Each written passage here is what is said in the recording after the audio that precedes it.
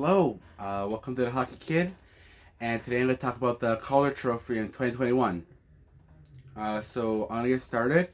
First off, with the NHL's finalists for this year in 2021 is Alex Robertson from Dallas Stars, Kaprizov from the Minnesota Wild, and Alex Nedeljkovic from the Carolina Hurricanes.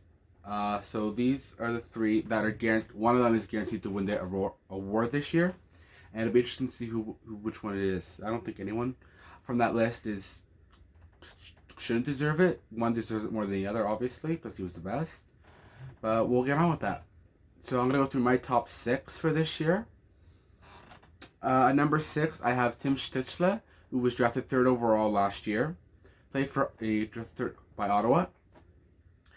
He had a good season. He played 53 games played, 12 goals, 17 assists, 29 points, but was a minus 18 on the year. But Ottawa was a pretty bad team this year. So the plus minus isn't that important in this case. So we'll see. I think he had a decent rookie season. He's definitely going to be a star in the league, but we'll see what that becomes. Number 5, I strayed from the NHL opinion a lot, and I have Alex Nedeljkovic, who went 15. He was a goaltender, so he went 15, 5, and 3. Had a 932 save percentage. Sorry, my handwriting is a bit difficult sometimes to read. So he had a 932 save percentage and a 1.90 goals against average. He had a good season, but Carolina is a really good team, especially on the back end. So when a goaltender puts up really good stats, take it with a grain of salt, considering how good the blue line is for them. But yeah, I think he's a good goaltender, and right now, currently in the playoffs, he had trouble with Tampa, but he played pretty well against Nashville. So at number 4, I have Josh Norris of the Ottawa Senators, who was part of the Erik Karlsson trade a couple years back. So he, like Stützle, played 53 games played, had 17 goals, 18 assists, 35 points, and was only a minus 12. I say only. It's still pretty bad. But it's Ottawa, so we'll gloss over it. Yeah, he really played really well. I think he was top 5 in Ottawa scoring, and I thought he had a good rookie season. He played well. He didn't have any issues. Seeing him against Montreal was really nice, because I did follow most of Montreal this year. But it's nice to see him play. He's a pretty good player, decent enough center. Should be a pretty good player. At number 3, I have Igor Shesterkin, who went 16, 14, and 3. Had a 916 save percentage, 2.62 goals against average, with 2 shutouts. Last year we saw a little flavor of him. Last year he went 10 and 3, which is pretty good. In the playoffs he went 1-0. He went 0-1. So Shesterkin, behind a Rangers defense that it's still young, so it needs improvement, and he played really well.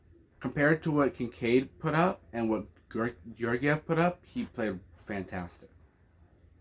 He had a decently slow-ish start, slow 5-10 games where he was kind of meh, kind of just average at best, and then he started to pick it up. Rangers were going on a decent run. They didn't make the playoffs, but definitely not Shesterkin's fault. Definitely that division. The division was very tough.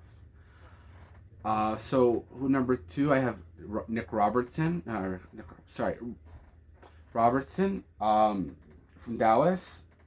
So he played 51 games played. He did have an injury this year. 17 goals, 28 assists, 45 points, and was a plus 13 in the year. He was probably Dallas's best forward, maybe behind Pavelski and Hintz, but he was still fantastic for Dallas. A team that was so close to making the playoffs. It would have been fantastic to see him in the playoffs. See what he could have done against Carolina. But yeah, so he had a really good season. Very good young player for Dallas. I don't know if he'll be a star for them, but he's definitely been pretty good. And then the obvious winner, if he doesn't win it, it should be wrong that he doesn't win it. But Kaprizov. He played 55 games played, 27 goals, 24 assists, 51 points, and was a plus 10 on the year. He was top 25 in scoring and led the Minnesota Wild by 11 points in the regular season. He was fantastic. He was a superstar this year. It's exactly what Minnesota Wild has been needing for years. So getting younger, getting better. He revived the career of Victor Rask, so that's saying something.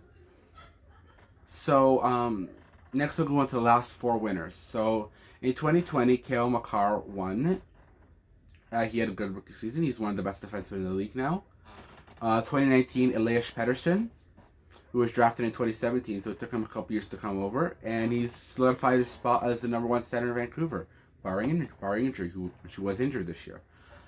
Then in 2018, Matt Barzal, who had an amazing rookie season, on the Islanders team that didn't allow a lot of scoring, if that makes sense, but they still won, so it doesn't matter. So he's a legitimate number one center. A superstar in the league. All of the previous Calder winners have now become superstars.